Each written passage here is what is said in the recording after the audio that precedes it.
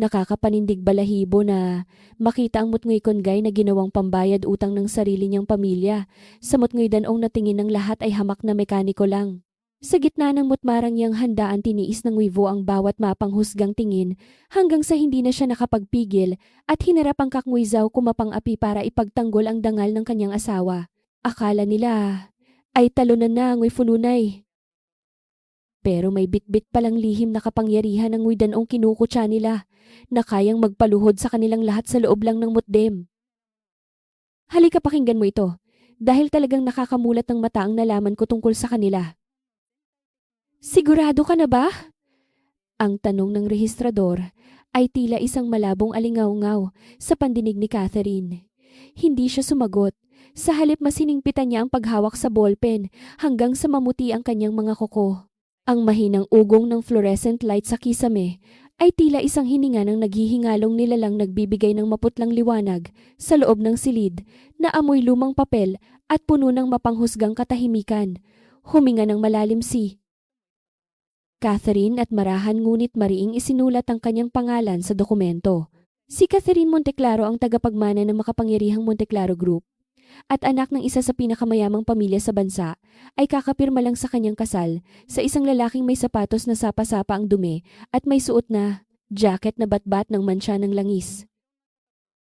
Naramdaman niya ang pigil na hagikik mula sa mga taong nasa likuran niya. Bawat tingin sa loob ng malamig na opisina ng gobyerno ay tila mga karayom na tumutusok sa kanyang batok. Alam niyang iisa lamang ang tumatakbo sa isipan ng mga saksi. Nawala na siya sa kanyang sarili. Kawawang bata. Ano kaya ang ipinanakot sa kanya para pumayag sa ganito? Ngunit bago pa man makakilos ang lalaking nasa tabi niya upang kunin ang ballpen, isang kakaibang pangyayari ang nagpatahimik sa lahat. Halos magkasabay na naramdaman ang pagyanig ng mga telepono sa loob ng maliit na silid. Isang sunod-sunod na panginginig na tila isang munting lindol na nagmula sa mga bulsa at bag ng mga naroroon. Nagkatinginan ng mga tao kinuha ang kani-kanilang mga gadget at sa isang saglit ang paghamak sa kanilang mga mukha ay napalitan ng matinding pagkalito at takot. May malaking paggalaw sa merkado ng pananalapi. Isang pangalan na higit isang dekada nang nakabaon sa limot. Itinago sa ilalim ng mga peking kumpanya at sadyang binurang mga balita ang muling lumutang sa ibabaw. Hindi nag-abala si Catherine na tingnan ang kanyang telepono. Ang kanyang paningin ay nakapako lamang sa lalaking nasa kanyang tabi. Napansin niya ang katigasan ng panga nito at ang katatagan ng kamay habang kinukuha ang ballpen.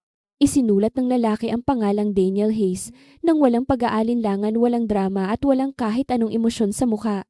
Pagkatapos maingat nitong ibinalik ang takip ng ballpen at ipinatong ito sa mesa ng walang ingay. Hindi. Paalam ni Catherine sa sandaling iyon. Ngunit ang lalaking sapilitan niyang pinakasalan ang dahilan kung bakit nagkakagulo ang buong mundo ng negosyo sa labas ng silid na iyon. Ang Monteclaro Group ay ang tanging pamana ni Catherine ngunit ito rin ang nagsilbi niyang kulungan. Lumaki siyang baon sa dalawang katotohanan na ang apelidong dala niya ay may bigat na kailangang panindigan at ang kapalit ng pagdadala nito ay ang ganap na pagsunod. Ang kanyang ama na si Ricardo Monteclaro ay hindi isang halimaw sa karaniwang kahulugan. Siya ay malupit sa paraan ng isang arkitekto tumpak estratehiko at naniniwalang bawat pader na itinatayo niya ay para sa proteksyon ng iba kahit pa ang pader na iyon ay sumasakal na sa sarili niyang anak. Isang hapon ng Martes, nang ipatawag siya ni Ricardo sa silid-aklatan. 6 na buwan pa lamang ang nakalilipas mula nang bumalik si Catherine mula sa London, kung saan nagtagumpay siya bilang isang financial analyst sa sarili niyang pagsisikap. Ngunit isang pangungusap lang mula sa kanyang ama ang nagpabalik sa kanya, kailangan ka ng kumpanya. At si Catherine na kailanman ay hindi nakawala sa grabidad ng pamilya ay sumunod. Ang silid-aklatan ay amoy lumang katad at pampakintab na kahoy. Nakaupo si Ricardo sa likod ng kanyang malaking mesa. Ang kanyang madrasta na si Lourdes ay nakatayo sa tabi ng bintana, nakahalukip-kip at nakatingin sa labas ng hardin na tila ba wala siyang kinalaman sa nangyayari. Ang kanyang tiyuhin na si Antonio ay nakasandal sa isang silya, sa sulok marahang iniikot ang baso ng alak sa kanyang kamay. Maupo ka, Catherine, utos ng kanyang ama. Umupo siya. Sinabi ni Ricardo ang katotohanan. ng walang paligoy-ligoy. Ang Monte Claro Group ay hindi lamang nahihirapan. Ito ay nasa bingit na ng tuluyang pagbagsak dahil sa sunod-sunod na maling pamumuhunan at ang biglaang pag-atras ng kanilang pinakamalaking partner sa loob ng 6 na linggo ay mapipilitan silang magdeklara ng pagkalugi. May isang solusyon, sabi ni Ricardo. Hindi inasahan ni Catherine ang susunod na sasabihin nito. May isang nagpapautang sa pamamagitan ng mga kumpanyang nakatago ang pagkakakilanlan ang pumayag na magbigay ng puhunan upang maisalba ang kumpanya. Ngunit hindi ito kapalit ng shares o interes. Ito ay kapalit ng isang kasal. Ang pangalan niya ay Daniel Hayes, wika ni Ricardo. Isa siyang... Alam ko kung ano ang ibig sabihin ng transactional marriage, putol ni Catherine. Ang kanyang boses ay malamig at walang buhay. Ang itinatanong ko ay kung bakit niyo iniisip na papayag ako. Dahil kung hindi ka papayag, singit ni Antonio mula sa sulok. Habang hindi tinitingnan ng kanyang baso, mawawala ang lahat ng ito. Ang kumpanya, ang mansyong tinitirhan niyo, ang pangalan niyo lahat. Humarap si Lourdes mula sa bintana. Hindi namin hinihiling na mahalin mo siya, Catherine. Hinihiling lang namin na maging praktikal ka. Isipin mo ang kapakanan ng pamilya. Sino siya, tanong ni Catherine. Nag-alinlangan sandali si Ricardo. Isa siyang biyudo, isang lokal na residente. May isa siyang anak na babae. Payak ang kanyang pamumuhay. Mahirap siya, tuwirang, sabi ni Catherine. Simple lang ang kanyang buhay, maingat na pagtatama ni Ricardo. Mahirap siya, ulit ni Catherine. Iyan ang ibig ninyong sabihin. Gusto ninyong pakasalan ko ang isang taong walang pera para isalba ang kumpanyang wala na ring pera. Nagawa na ang kasunduan, sabi ng kanyang ama. Nakahanda na ang mga papel. Tiningnan ni Catherine ang 3 taong nasa harap niya. Ang kanyang ama na tila walang nararamdamang pagsisisi, si Lourdes na balot ng pagkukunwari at si Antonio na tila wala nang pakialam sa mundo. Ang presyo para mapanatili ang lahat ng ito, mahinang sabi ni Catherine, ay ako. Walang sumagot, walang tumanggi. Sa araw ng kasal, naroon na si Daniel Hayes sa loob ng maliit na opisina bago pa man dumating si Catherine. Mas matangkad ito kaysa sa kanyang inakala payat, ngunit may matipunong pangangatawan. Ang kanyang buhok ay medyo mahaba na at kailangang gupitin at ang kanyang panga ay may bakas ng ilang araw na hindi pag-aahit. Ang kanyang jacket ay malinis, ngunit halatang luma na. Ang kanyang mga kamay ay nakalaylay lang sa kanyang gilid, tila relax na relax. Nang pumasok si Catherine, tiningnan siya ni Daniel. Walang pagnanasa sa mga mata nito, walang bakas ng pagtatagumpay. Hindi rin ito mukhang isang taong umaasa na makakakuha ng swerte sa buhay dahil sa pagpapakasal sa isang mayamang babae. Tiningnan siya nito ng may katatagan, tila isang tao na matagal nang nakapagdesisyon kung paano tatakbo ang araw na ito at tanggap na niya ang anuman ang kahinatnan nito. Hindi sila nag-usap bago ang seremonya. Halos hindi rin sila nagtinginan. Hanggang sa matapos ang pirmahan at ang lahat ay opisyal na. Ang bahay ni Daniel ay matatagpuan 20 minuto ang layo mula sa sentro ng lungsod, sa isang komunidad na dati ay para sa mga manggagawa, ngunit ngayon ay unti-unti nang nagbabago. Ang mga bahay ay maliliit, ang mga puno ay malalaki at matatanda na. Tahimik ang kalye sa paraang tanging ang mga lugar na may totoong buhay ang makakagawa, hindi tulad sa Forbes Park kung saan ang lahat ay tila isang pagtatanghal. Ang kanyang bahay ay isang bungalow. Nagawa pa noong dekada 40, may berdeng pinto sa harap at isang beranda na medyo tabingi ang kaliwang bahagi. Ang hardin ay hindi maayos ang pagkagupit, ngunit may buhay. Isang bisikleta ang nakasandal sa bakod. May mga wind chime na gawa sa driftwood at sea glass na nakasabit sa gilid ng bubong, nagbibigay ng maliliit at matitinis na tunog sa tuwing iihip ang hangin. Tumayo si Catherine sa harap ng tarangkahan, dala ang kanyang nag-iisang maleta. Inimpake niya ang kanyang mga gamit na tila ba magbabakasyon lang siya ng 2 linggo dahil hindi pa niya hinahayaang isipin ng kanyang utak ang hinaharap na higit pa roon. Tiningnan niya ang bahay ng matagal. Binuksan ni Daniel ang pinto at pinatuloy siya. Pumasok si Catherine. Ang loob ay maliit at walang anumang karangyaan. Mababa ang kisame at ang sahig ay gawa sa orihinal na kahoy na may kulay na tila pulot-pukyutan dahil sa kalumaan. Mula sa pintuan ay kita agad ang kusina, isang dilaw na kusina na may mga kalderong tanso na nakasabit at isang mangkok ng prutas sa ibabaw ng counter. May isang guhit ng bata na nakadikit sa refrigerator gamit ang isang magnet na hugis. Alimango. Malinis ang buong bahay. Iyon ang unang napansin ni Catherine at kinainisan niya ang sarili dahil nagulat siya sa kalinisang iyon. Ang pangalawang napansin niya ay ang bata. Lumabas ito mula sa pasilyo mga 8 taong gulang maliit para sa kanyang edad, taglay ang itim na buhok ng kanyang ama at isang mukhang puno ng kuryosidad. May suot itong t-shirt na may larawan ng solar system at may hawak na libro tungkol sa mga nilalang sa ilalim ng dagat. Tinitigan ng bata si Catherine. Tinitigan din siya ni Catherine. "Hi," sabi ng bata. "Dito ka na ba titira?" Aya saway ni Daniel sa mahinahong boses. "Oo," sagot ni Catherine sa ngayon. Pinag-isipan ito ni Aya. Nang mabuti tila inilalagay ang impormasyong iyon sa isang mahalagang file sa kanyang utak. Pagkatapos, ay nagtanong ito muli. "Gusto mo bang makita ang kwarto ko?" "Siguro mamaya na lang." "Sige." Tiningnan ni Aya ang kanyang ama. "Tatay, maganda siya." "Alam ko," simpleng sagot ni Daniel. Umiwas ng tingin si Catherine. Sa mga sandaling iyon naramdaman niya ang bigat ng kanyang bagong realidad. Wala na siya sa mundo ng mga Monteclaro. Narito na siya sa isang maliit na bahay, kasama ang isang misteryosong mekaniko at isang batang mahilig sa mga planeta. Habang sa labas ang pangalang Monteclaro ay unti-unti nang nilalamon ng isang bagong bagyong hindi nila inasahan. Hindi nakatulog ng maayos si Catherine sa kanyang unang gabi sa maliit na bungalow. Ang kama sa silid na ibinigay ni Daniel ay malinis ngunit ang foam nito ay manipis at hindi katulad ng malambot na kutso na kinagisnan niya sa Forbes Park. Sa gitna ng katahimikan tanging ang mahinang ikot ng lumang electric fan ang maririnig humihinga ng mainit na hangin sa loob ng kwarto.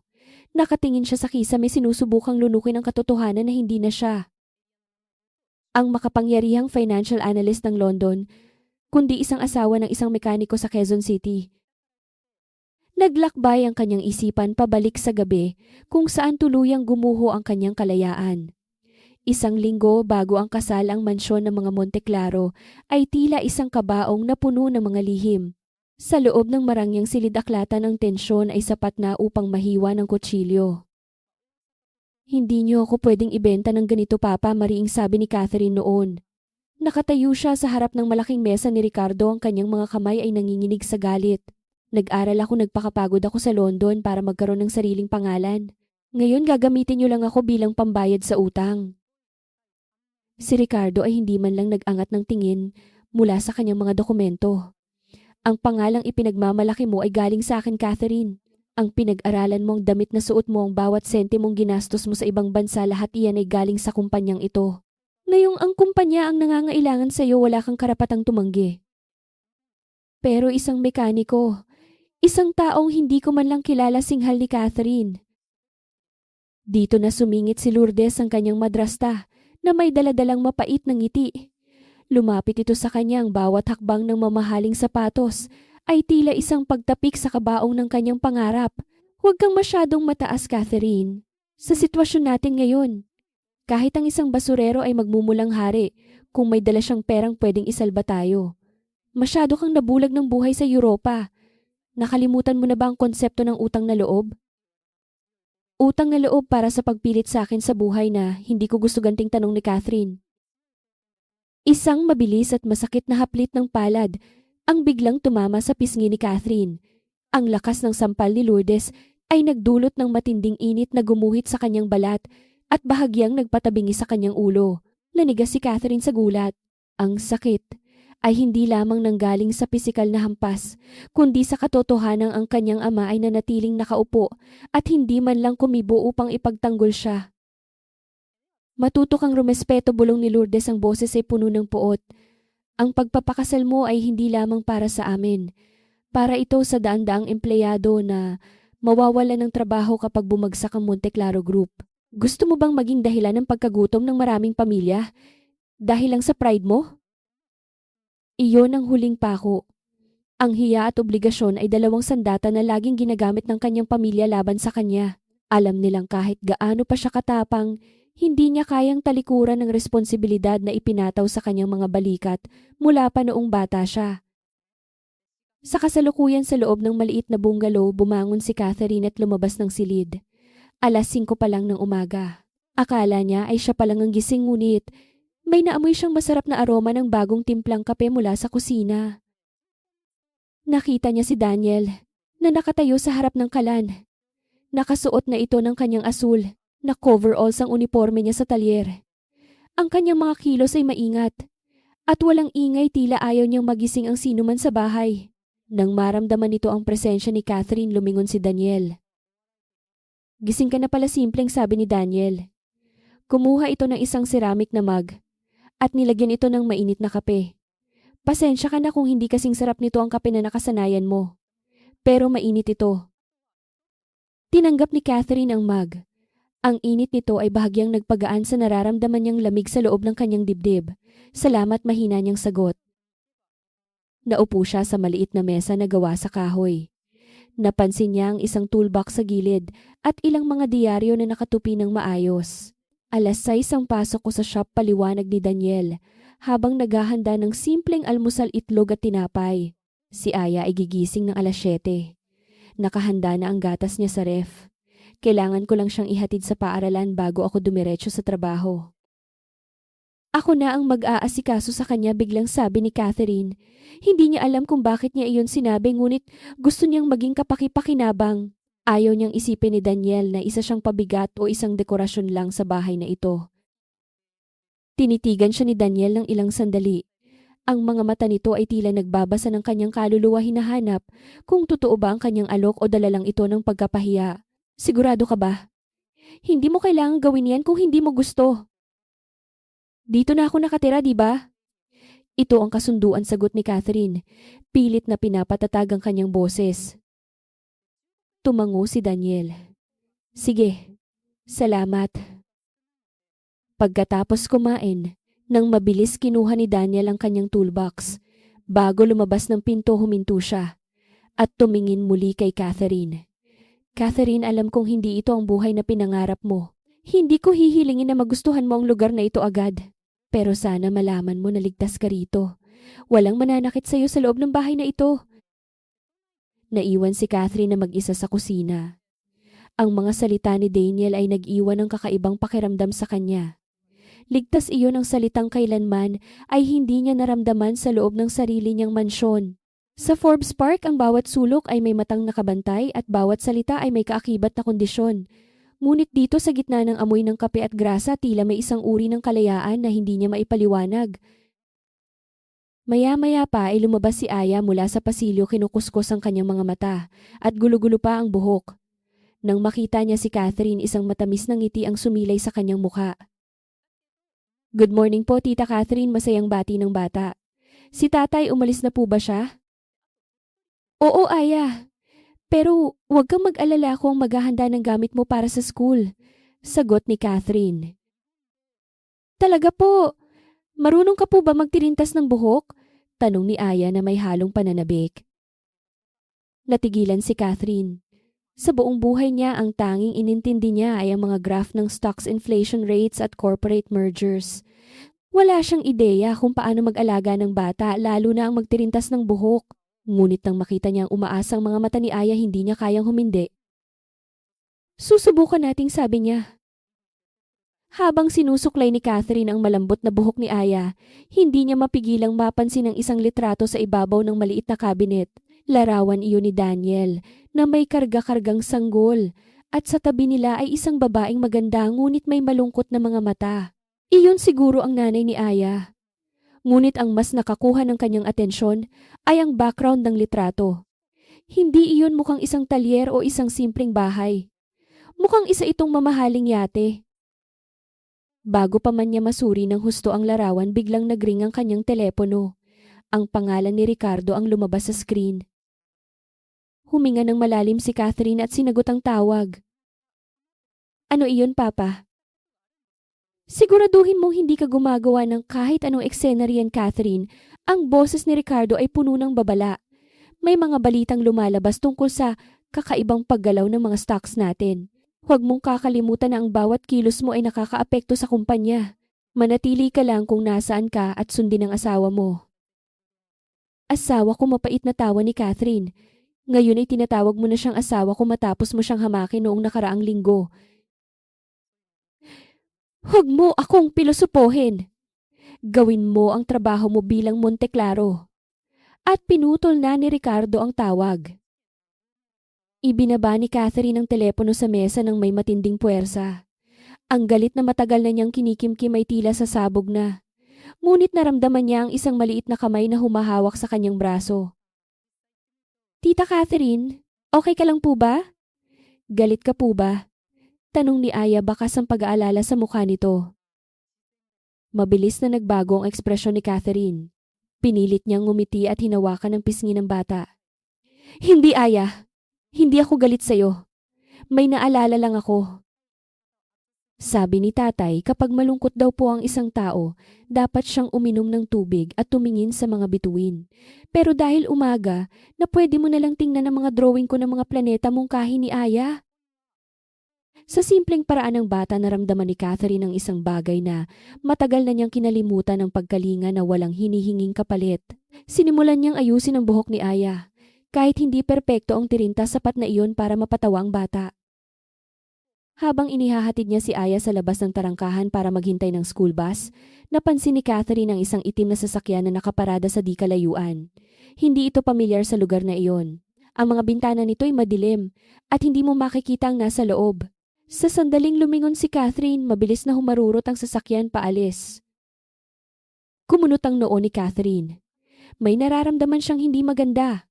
Ang kanyang buhay bilang Monteclaro ay maaring tapos na sa papel, ngunit tila ang mga anino ng kanyang nakaraan at ang mga misteryong nakapalibot kay Daniel Hayes ay nagsisimula pa lamang magtagpo. Ang katahimikan sa Quezon City ay isa lamang palang paghahanda para sa isang mas malaking bagyo. Kabanata 3, ang mapa ng bagong mundo. Ang sikat ng araw sa Quezon City ay may kakaibang tindi na hindi nararanasan ni Catherine sa malalamig na kalsada ng London o sa mayayabong na hardin ng Forbes Park. Ito ay isang uri ng init na dumidikit sa balat, may halong amoy ng usok ng tricycle at bagong luto na kwek-kwek mula sa kanto. Nakatayo si Catherine sa maliit na beranda ng bungalow, suot ang isang mamahaling silk blouse na tila hindi nababagay sa paligid. Pinagmasdan niya ang bakod na may kaunting kalawang. At ang mga halamang sadyang hinayaang tumubo ng malaya. Dito sa gitna ng ingay ng mga batang naglalaro sa kalye at ang pasumpong-sumpong na tahol ng aso sa kapitbahay, sinimula ni Catherine ang kanyang papel bilang isang espiya. Sinusuri niya ang bawat sulok ng bahay ni Daniel. Itinatala sa kanyang isipan ang mga ritual at ritmo ng buhay na tila isang banyagang teritoryo para sa kanya. Ang bawat umaga ni Daniel ay nagsisimula sa ganap na 5:30. Hindi kailangan ni Daniel ng alarm clock. Tila may sarili itong orasan sa loob ng katawan. Maririnig ni Catherine ang mahinang yabag ng mga paa ni Daniel sa kahoy na sahig. Hindi malakas ngunit sapat para malaman niyang gising na ang lalaki. Sa tuwing lalabas si Catherine sa kanyang silid, sa ganap na 7:00 palaging may nakahandang kape sa ibabaw ng counter. Minsan ay may kasama itong pandesal, minsan naman ay pritong itlog. Hindi nagiiwan ng sulat si Daniel. Hindi rin ito naghihintay ng pasasalamat. Iniiwan lang nito ang pagkain doon, tila isang tahimik na kasunduan na hindi na kailangang bigkasin. Sa umagang ito, habang nilalagyan ni Catherine ng asukal ang kanyang kape, napansin niya ang pag-alis ni Daniel. Nakasuot na naman ito ng kanyang lumang jacket at selyadong bota. Sumakay ito sa kanyang lumang truck na laging may amoy ng gasolina. 3 kanto lang ang layo ng talyer kung saan ito nagtatrabaho, isang lugar na may kupas na karatula at bakuran na puno ng mga kalansay ng sasakyan. Matapos ihatid si Aya sa paaralan, nagpa siya si Catherine na lumabas upang bumili ng ilang gamit sa bahay. Nagsuot siya ng kanyang paboritong Italian leather pumps, ang sapatos na naging simbolo ng kanyang tagumpay sa London. Habang naglalakad siya sa hindi pantay na semento ng bangketa, naramdaman niya ang mga matang nakatingin sa kanya. Ang mga kapitbahay ay lumalabas sa kanilang mga gate, may bitbit na walis o tasa ng kape habang nagbubulungan. Iyan ba yung asawa ni Daniel? Yung anak ng mga Monteclaro? Narinig niyang bulong ng isang babae sa kanto. Oo, balita ko ay nabangkarote na sila kaya dito na tumira. Sayang napakaganda pa naman pero mauuwi lang sa mekaniko, sagot ng isa pa na may halong awa at pangungutya sa boses. Tumigas ang mukha ni Catherine. Itinaas niya ang kanyang baba at nagpatuloy sa paglalakad. Ang hiya ay isang bagay na pilit na isinusubsob sa kanya ng mundong ito, ngunit hindi siya papayag na lamunin ito. Gayunpaman, sa kanyang pagmamadali, hindi niya napansin ang isang nakausling bakal sa gilid ng kalsada. Isang matalim na tunog ng pagkiskis ang narinig nang sumabit ang kaliwang sapatos ni Catherine. Muntik na siyang matumba, ngunit agad siyang nakabawi ng balanse. Nang tingnan niya ang kanyang sapatos, tila nadurog ang kanyang puso. Ang makinis at mamahaling katad ay may malalim na gasgas, isang malaking pilat na sumira sa perpektong anyo nito. Sa London, ang sapatos na ito ay nagkakahalaga ng kalahating buwan na upa sa isang disenteng apartment. Dito ito ay tila isang paalala na ang lahat ng kanyang karangyaan ay unti-unti nang nasisira ng realidad. Pag-uwi sa bahay, hinubad niya ang sapatos at inilagay ito sa tabi ng pinto nang may matinding panghihinayang. Naupo siya sa sala at tinitigan ang guhit ni Aya na nakadikit sa pader, isang malaking pusit na may maraming galamay. Tita Catherine, bakit po malungkot ang mukha niyo? Tanong ni Aya na kapakararating lang mula sa paaralan, dala ng isang kapitbahay na nag-alaga rito pansamantala. Wala lang, Aya. Nasira lang ang sapatos ko, sagot ni Catherine habang hinahaplos ang buhok ng bata. Huwag po kayong mag-alala. Magaling po si tatay mag-ayos ng mga bagay. Sabi niya lahat daw po ng sira ay may paraan para mabuo ulit. Basta may tiyaga, buong tiwalang, sabi ni Aya. Ngumiti lang si Catherine ng pilit. Ang sapatos na iyon ay hindi basta-bastang bagay na kayang ayusin ng isang mekaniko sa kanto. Nang gabing iyon, habang naghahanda ng hapunan, hindi binanggit ni Catherine ang nangyari. Kumain sila ng tahimik. Pinag-uusapan ni Daniel at Aya ang tungkol sa science club sa paaralan at ang mga hydrothermal vents sa ilalim ng dagat. May mga nilalang po doon na hindi kailangan ng araw. Tita, paliwanag ni Aya nang may malaking kuryosidad. Nabubuhay sila sa init ng mga bato. Isipin mo po yun, bilyong taon na silang nandoon. Bilyong taon, ulit ni Daniel habang nakatingin kay Catherine. Minsan ang pinakamatitibay na bagay ay ang mga nakatago sa dilim. Kinabukasan, maagang nagising si Catherine. Paglabas niya sa sala upang kunin ang kanyang sapatos para itapon na sana, natigilan siya. Ang kanyang Italian leather pumps ay nakalagay sa ibabaw ng maliit na lamesa sa tabi ng pinto. Kinuha niya ito at sinuri sa ilalim ng maliwanag na ilaw. Nawala ang malalim na gasgas. Ang katad ay muling naging makinis, tila bago, at maingat na binigyan ng tamang kulay upang tumugma sa orihinal na balat nito. Ang bawat tahi ay tila nirepasa ng isang eksperto. Hindi ito gawa ng isang ordinaryong tao. Ito ay gawa ng isang taong may pambihirang pasensya at kakayahan sa mga materyales. Tumingin si Catherine sa pintuan ng kusina kung nasaan si Daniel na noon ay nagpupunas ng kanyang mga kamay matapos uminom ng kape. Salamat, sabi ni Catherine, hawak ang kanyang sapatos. Saan mo natutunan ang ganitong klase ng pagkukumpuni? Sa trabaho, maikling sagot ni Daniel. Ang prinsipyo ng pag-aayos ng makina at ng balat ay hindi nalalayo. Kailangan mo lang intindihin kung paano sila binuo. Bago pa man makapagtanong muli si Catherine, tumunog ang telepono ni Daniel. Sa halip na sagutin ito sa harap ni Catherine, lumabas si Daniel sa beranda. Sinundan siya ni Catherine ng tingin, at dahil sa nipis ng pader na gawa sa kahoy at semento, narinig niya ang ilang bahagi ng usapan. Ang boses ni Daniel ay nagbago. Hindi na ito ang mahinahon at simpleng boses ng isang mekaniko.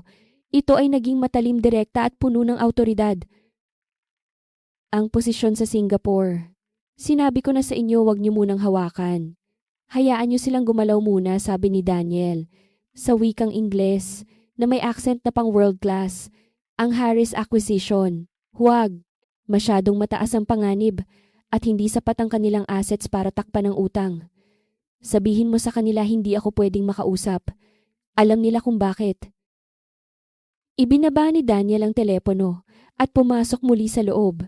Tumingin siya kay Catherine na noon ay hindi pa rin maalis ang pagkagulat sa mukha. Trabaho, tanong ni Catherine ng kanyang boses ay may halong hinala. Oo, simpleng sagot ni Daniel bago kinuha ang kanyang toolbox at lumabas ng bahay upang pumunta sa talyer. Naiwang mag-isa si Catherine, hawak ang kanyang maayos na sapatos. Mabilis siyang pumunta sa kanyang laptop at hinanap ang balita tungkol sa Harris Acquisition, isang kumpanya ng logistics na usap-usapan sa buong Asia. Sa loob ng ilang oras lumabas ang balita, ang pinakamalaking investor ng Harris ay biglang umatras at ang deal na nagkakahalaga ng bilyon-bilyong dolyar ay tuluyan ng gumuho. Naramdaman ni Catherine ang panginginig ng kanyang mga kamay. Ang lalaking kasama niya sa bahay na ito, ang lalaking nag-aayos ng mga sasakyan at nagtitirintas ng buhok ng anak, ay hindi lamang isang simpleng mekaniko. Si Daniel Hayes ay isang malaking palaisipan na unti-unti nang nagbubukas. Habang nakatingin sa labas ng bintana, nakita ni Catherine ang itim na sasakyan na nakita niya noong nakaraang araw. Nakaparada pa rin ito sa dulo ng kalye nagmamasid. Ngunit sa pagkakataong ito, hindi natatakot si Catherine. Sa halip, may isang mapanganib na kuryosidad ang nagsisimulang sumibol sa kanyang puso. Ang buhay na akala niya ay isang parusa, ay tila nagiging isang pintuan patungo sa isang mundong hindi niya kailanman inakala. Sino ka ba talaga, Daniel Hayes? Iyan ang tanong na paulit-ulit na humahampas sa isipan ni Catherine, kasabay ng tunog ng mga wind chime sa labas na tila nagbababala ng nalalapit na pagbabago. Si Catherine ay hindi pinalaki para maging biktima. Bilang isang eksperto sa pagsusuri ng mga numero, ang kanyang utak ay nakasanayan ng maghanap ng mga pattern, mga hindi pagkakapareho at mga lihim na nakatago sa likod ng mga dokumento. Sa loob ng 3 linggo ng pananatili sa bungalow sa Quezon City, ang bawat kilos ni Daniel Hayes ay tila isang piraso ng puzzle na hindi nagtutugma. Ang isang simpleng mekaniko ay hindi gumagamit ng mga salitang cap, rate, yield assumptions at debt equity position habang naguhugas ng pinggan. Ang isang ordinaryong manggagawa ay hindi nag-uutos sa telepono na itigil ang $1 bilyong na acquisition sa Singapore. Isang umaga habang nasa trabaho si Daniel at nasa paaralan si Aya, nagpasya si Catherine na gamitin ang kanyang natitirang koneksyon.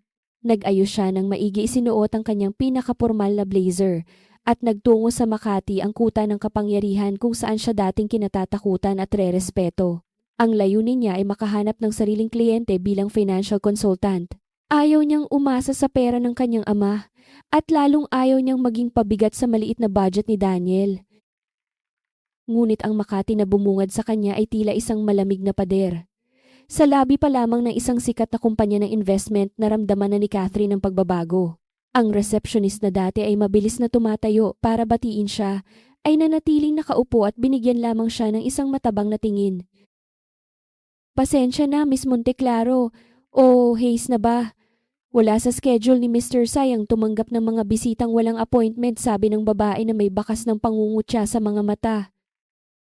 Habang naglalakad siya palabas, nakasalubong niya si Jessa, isang dating kasamahan sa industriya na itinuring niyang kaibigan. Ngunit sa halip na yakap, isang mapait na tingin ang tinanggap niya. Catherine, balita ko ay namumuhay ka na sa hirap, sabi ni Jessa habang pinaglalaruan ang kanyang mamahaling relo. Sayang ang talino mo. Pinili mo kasing sumunod sa gusto ng pamilya mo na ipakasal ka sa kung sino lang. Sa mundong ito, kapag nawalan ka ng pera, nawawalan ka rin ng boses. Huwag ka nang umasa na may kukuha pa sa'yo rito. Ang pangalang Monteclaro ay amoy bangkarote na. At ang pangalang Hayes, wala kaming kilalang ganyan sa listahan ng mga bilyonaryo. Tumalikod si Jessa nang hindi man lang naghihintay ng sagot. Naiwan si Catherine sa gitna ng mataong kalsada ng Ayala Avenue. Ang ingay ng mga bus at ang init ng semento ay tila nagkakaisa para ipaalala sa kanya na siya ay isa ng estranghero sa sarili niyang mundo. Naupo siya sa isang maliit na coffee shop, hindi para uminom ng kape kundi para lang makahinga. Doon niya napagtanto ang malupit na katotohanan. Ang mga taong ngumingiti sa kanya noon ay hindi siya ang hinahangaan kundi ang posisyon at perang dala niya. Ngayong wala na ang mga iyon, siya ay tila isang mantsa na kailangang burahin. Bumalik siya sa Quezon City nang lulugo-lugo. Pagpasok niya sa bahay, nadatnan niya si Daniel na nag-aayos ng isang sirang radyo sa lamesa sa kusina. Napansin ni Daniel ang matamlay na hitsura ni Catherine at ang bahagyang pamumula ng kanyang mga mata. Hindi naging maganda ang araw mo, obserba ni Daniel. Hindi isang tanong kundi isang pahayag. Masyado lang akong naging kampante, sagot ni Catherine, habang inilalagay ang kanyang bag sa upuan. Akala ko ang talino ko ay sapat na para itayo ang sarili ko. Pero sa bansang ito, ang koneksyon at apelyido ang mas mahalaga. Para silang mga buwaya, Daniel. Kakainin ka nila ng buo kapag nakita nilang mahina ka. Tumayo si Daniel at kumuha ng baso ng tubig. Ibinigay niya ito kay Catherine. Ang mundo ay hindi palaging makatarungan, Catherine. Minsan kailangan gumuho muna ang lahat para makita mo kung ano talaga ang pundasyon ng buhay mo. Tinitigan siya ni Catherine. Naranasan mo na rin ba ito, ang mawalan ng lahat? Umiwas ng tingin si Daniel. Lahat tayo ay may nawala na. Ang mahalaga ay kung ano ang gagawin mo sa mga natitirang piraso. Nang gabing iyon, habang natutulog na si Aya, na natiling gising si Catherine. Ang kanyang isipan ay puno ng mga tanong. Sa bawat sandali parang mas lumalalim ang misteryo ni Daniel. Kung siya ay isang simpleng mekaniko, bakit ang kanyang mga payo ay tila nanggagaling sa isang taong nakipagdigma na sa mga higante ng industriya? Dito sa puntong ito, isang masakit na katotohanan ang gumuhit sa puso ni Catherine. Napagtanto niya na ang kawalan ng malay ay isang uri ng luho na hindi na niya kayang bayaran. Ang pagtitiwala ay tila isang marupok na sinulid na madaling maputol sa isang iglap.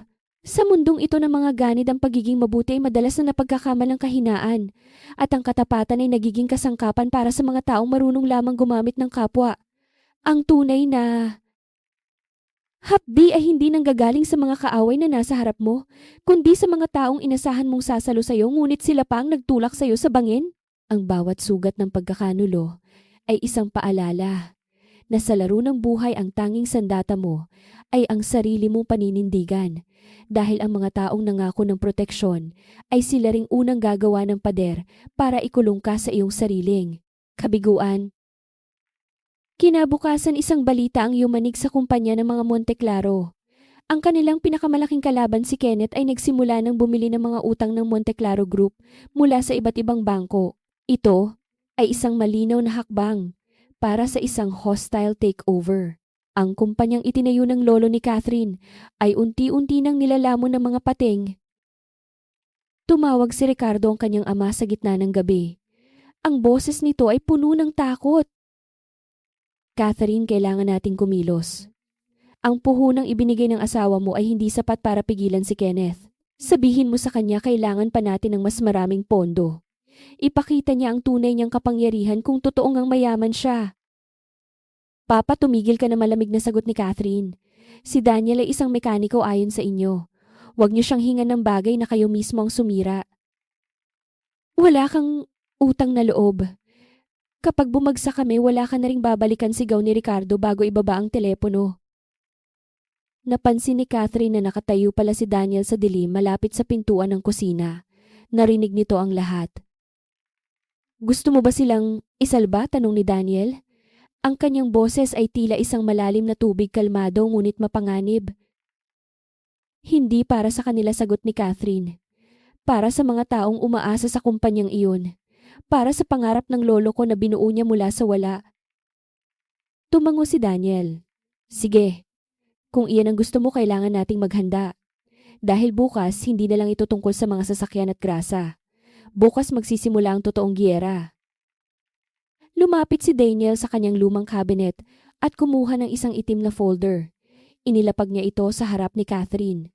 Sa loob ng folder ay mga dokumentong may tatak na HCP Holdings. Nang makita ni Catherine ang mga numero at mga pangalan ng kumpanya sa loob, halos tumigil ang kanyang paghinga. Ang mekaniko na kasama niya sa bahay ay hindi lang pala basta-bastang investor. Siya ang utak sa likod ng pinakamalaking investment firm na kinatatakutan ng lahat sa Asia 10 taon nang nakalilipas. Daniel, sino ka ba talaga, bulong ni Catherine? Tumingin si Daniel sa kanya at sa unang pagkakataon nakita ni Catherine ang apoy sa likod ng mga mata nito. Ako ang taong matagal nang nagtatago, Catherine. Pero dahil sa iyo, handa na akong muling magpakita.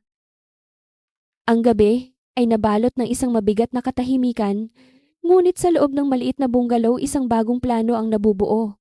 Ang mga anino ay hindi na lamang pananakot. Sila na ngayon ang magsisilbing proteksyon ni Catherine sa paparating na laban.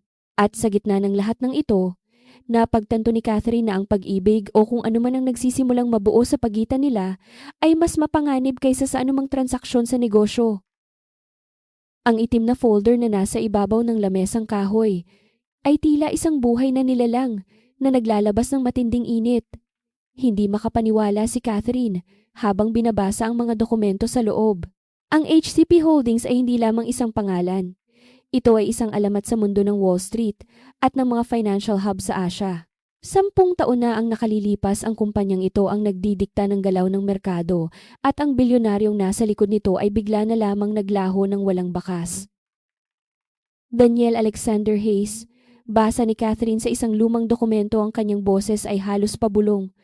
Tiningnan niya ang lalaking nakatayo sa harap niya, ang lalaking may mantsa ng langis sa mga kamay at suot ang kupas na t-shirt.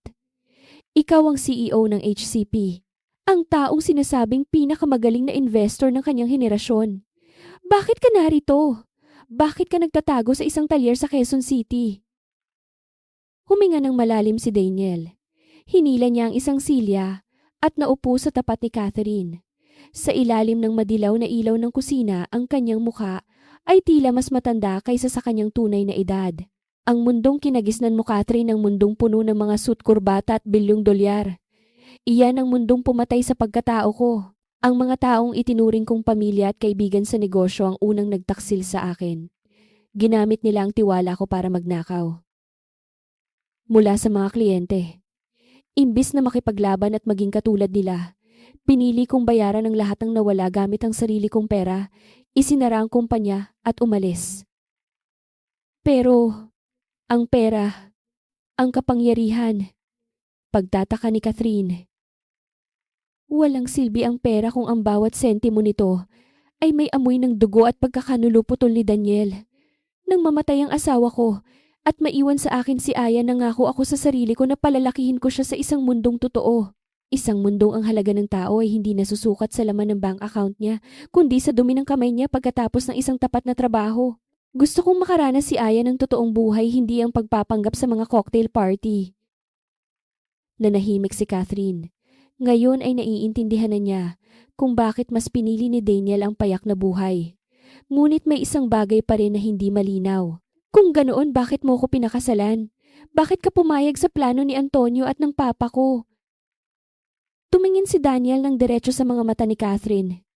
Dahil nakita ko ang file mo. Nakita ko ang mga ginawa mo sa London. Hindi ka katulad nila, Catherine. Isa kang biktima ng sarili mong pamilya.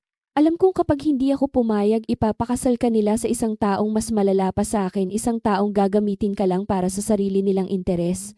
Pumayag ako dahil gusto kitang bigyan ng pagkakataon na makawala habang tinutulungan ko ang kumpanya niyo sa paraang hindi halata. Ang pag-amin na ito ay nagdulot ng kakaibang pintig sa puso ni Catherine. Hindi siya pinakasalan ni Daniel dahil sa pera o dahil sa napilitan lang ito. Ginawa niya ito bilang isang uri ng proteksyon. Ang mekaniko na akala niya ay kailangan niyang tiisin, ay siya pa palang magliligtas sa kanya. Kinaumagahan, nagpa siya si Catherine na subukan ng kanyang bagong natuklasan. Sa tulong ng impormasyon mula sa folder ni Daniel, sinimulan niyang suriin ang mga galaw ni Kenneth. Napagtanto niya na si Kenneth ay gumagamit ng isang tuso na paraan ng short selling upang pabagsakin ang halaga ng stock ng Monte Claro Group. Kung hindi ito mapipigilan sa loob ng 48 oras, tuluyan ang mawawalan ng kontrol ang kanyang pamilya sa kumpanya. Habang nagtatrabaho si Catherine sa kanyang laptop, sa sala dumating ang isang hindi inaasahang bisita. Isang marangyang itim na sasakyan ang huminto sa tapat ng kanilang bungalow. Lumabas mula rito si Lourdes, ang kanyang madrasta na may suot na malaking sunglasses at bitbit ang isang mamahaling designer bag. Pumasok si Lourdes sa loob ng bahay. Nang hindi man lang kumakatok, tila ba pag-aari niya ang lugar. Napakadumi naman dito, reklamo nito habang iwinawas-iwas ang kanyang kamay sa hangin. Catherine, nasaan ang asawa mo? Kailangan na namin ng dagdag na pondo. Ang papa mo ay halos atakihin na sa puso dahil sa ginagawa ni Kenneth. Tumayo si Catherine ng may kalmado ngunit matigas na disposisyon. Wala rito si Daniel, Lourdes.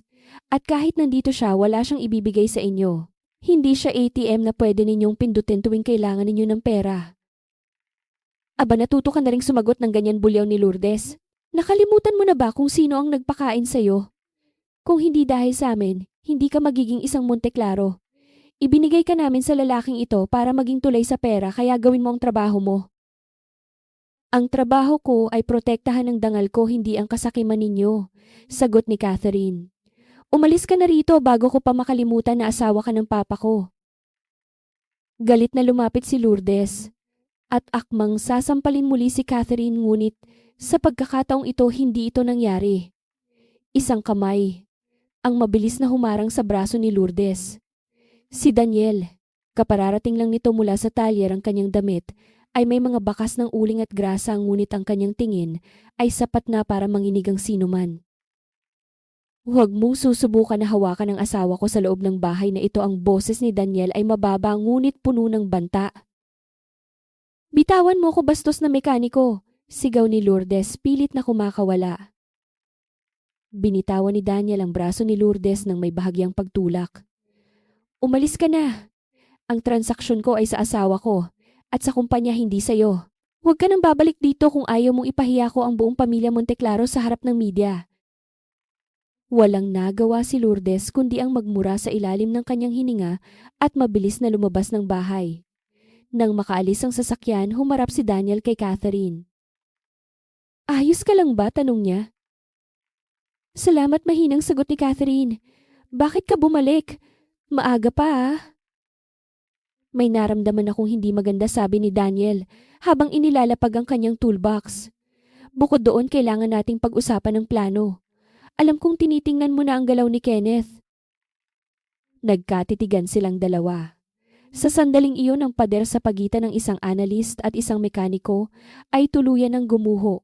Sila ay dalawang tao na parehong pinagtaksilan ng mundo at ngayon ay nagbubuklod upang bawiin ang nararapat para sa kanila. May ideya ako, sabi ni Catherine. Ang kanyang mga mata ay nagniningning sa determinasyon. Si Kenneth ay masyadong kampante.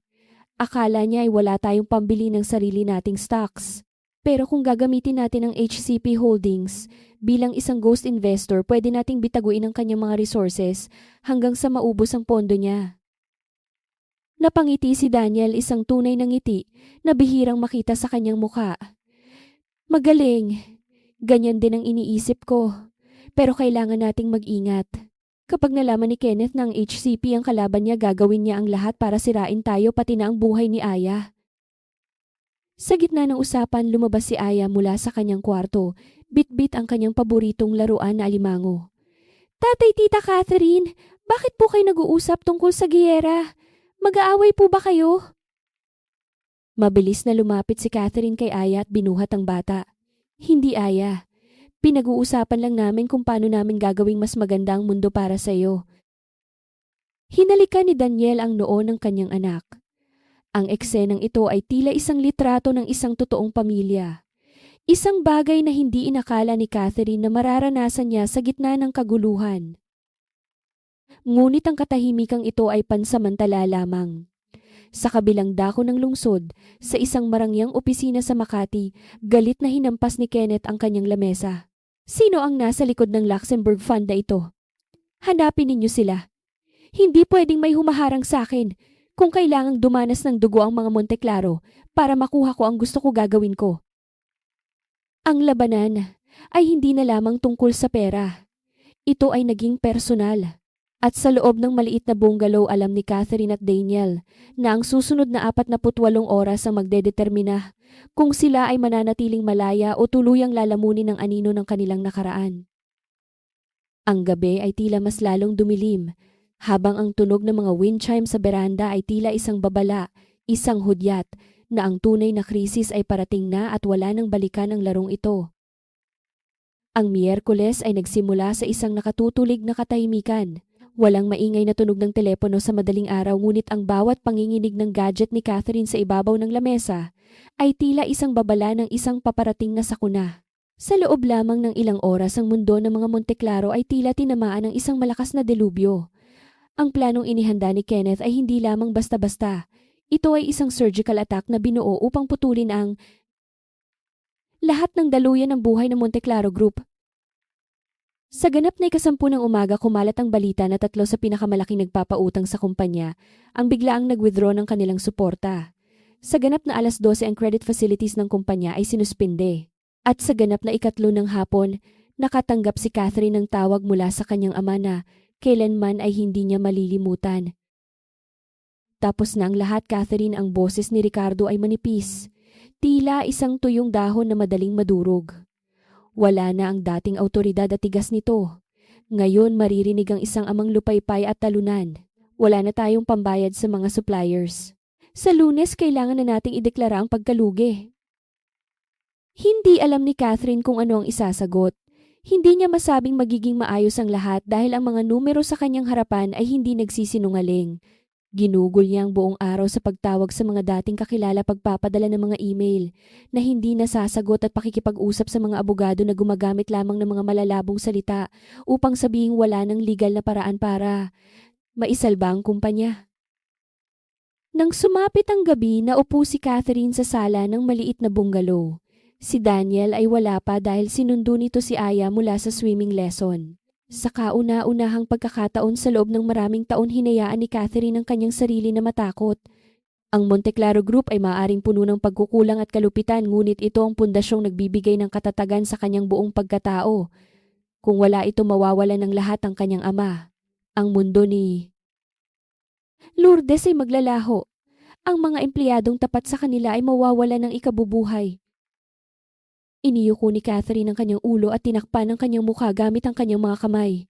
Narinig niya ang pagbukas ng pintuan sa harap. Pumasok si Daniel, kasunod si Aya, na masayang nagkukwento tungkol sa kanyang bagong natutunang butterfly kick. Ang masiglang boses ng bata ay tila isang malakas na kaibahan sa bigat na nararamdaman ni Catherine. Agad na napansin ni Daniel ang kalagayan ni Catherine. Hindi siya agad nagsalita. Hinayaan muna niyang pumasok si Aya sa kwarto nito para magbihis. Pagkatapos naglakad si Daniel patungo sa kusina. Narinig ni Catherine ang mahinang tunog ng takure at ang pagkuha ng mga tasa. Pagkaraan ng ilang sandali, lumabas si Daniel, dala ang 2 mug ng mainit na tsaa. Inilapag niya ang isa sa harap ni Catherine at naupo siya sa tapat nito. Nanatili silang tahimik sa loob ng halos 20 minuto. Tanging ang tunog ng hangin sa labas at ang malalayong ingay ng mga sasakyan ang namamagitan. Babagsak na ang lahat, mahinang sabi ni Catherine, ang kanyang boses ay nanginginig. Humigpit ang hawak ni Daniel sa kanyang mug.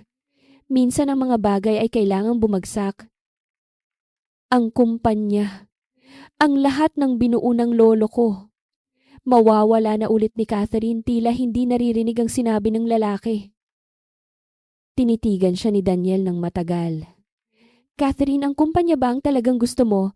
O yan lang ang itinanim sa isip mo na dapat mong gustuhin? Natigilan si Catherine sa tanong na iyon. Hindi niya alam ang sagot. Buong buhay niya ang tagumpay ng Monte Claro Group ang naging sukatan ng kanyang halaga. Ngunit kailanman ay hindi niya naisip kung iyon ba talaga ang magpapasaya sa kanya. Hindi ko alam, pag-amin ni Catherine. Magpahinga ka muna, sabi ni Daniel, bago tumayo at ligpitin ang mga tasa. Nang gabing iyon, hindi mapakali si Catherine. Nagising siya sa ganap na 4:00 ng madaling araw. Sa gitna ng dilim, napansin niyang wala ang truck ni Daniel sa labas. Nagtaka siya kung saan pupunta ang lalaki sa ganoong oras. Kinabukasan, ng buong mundo ng negosyo sa Pilipinas ay muling yanig. Isang balita ang lumabas sa lahat ng financial news websites. Isang hindi kilalang investment fund mula sa Luxembourg na may mga koneksyon sa HCP Holdings ang biglaang pumasok sa eksena. Binili nito ang lahat ng utang ng Monte Claro Group mula sa mga bangko sa mas mataas na halaga. Hindi lamang iyon, nagbigay din ito ng sapat na puhunan upang magpatuloy ang operasyon ng kumpanya nang walang anumang hinihinging kondisyon sa publiko. Naisalba ang Monte Claro Group sa loob lamang ng isang gabi. Walang nakakaalam kung sino ang nasa likod nito, ngunit lahat ay tumitingin. Sa iisang direksyon, may isang makapangyarihang anino na nagpa siyang kumilos.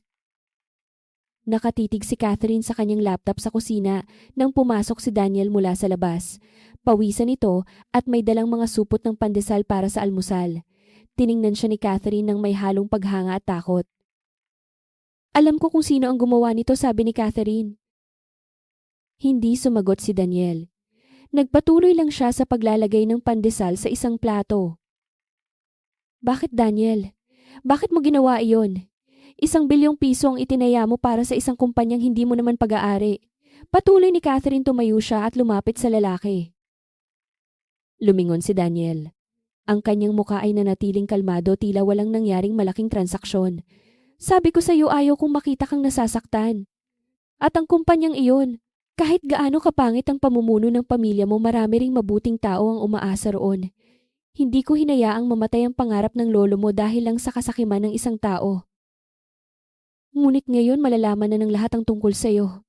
Malalaman ni Kenneth na ikaw ang kalaban niya, babala ni Catherine. Hayaan mo siyang malaman, sagot ni Daniel. Handa na ako. Sa gitna ng tensyong ito, isang imbitasyon ang dumating sa bahay. Ito ay para sa Hartwell Foundation Annual Gala, ang pinakaprestihiyosong kaganapan sa taon kung saan ang lahat ng makapangyarihan sa bansa ay nagtitipon. Alam ni Catherine na kailangan niyang pumunta upang ipakita na ang Monteclaro Group ay buhay pa. At alam niyang ito na ang pagkakataon upang ipakita sa lahat ang lalaking itinago niya sa anino. Daniel, sumama ka sa akin, yaya ni Catherine. Sigurado ka ba? Tanong ni Daniel, habang tinitingnan ang kanyang magaspang na kamay. Hindi ako nababagay sa mga ganyang lugar.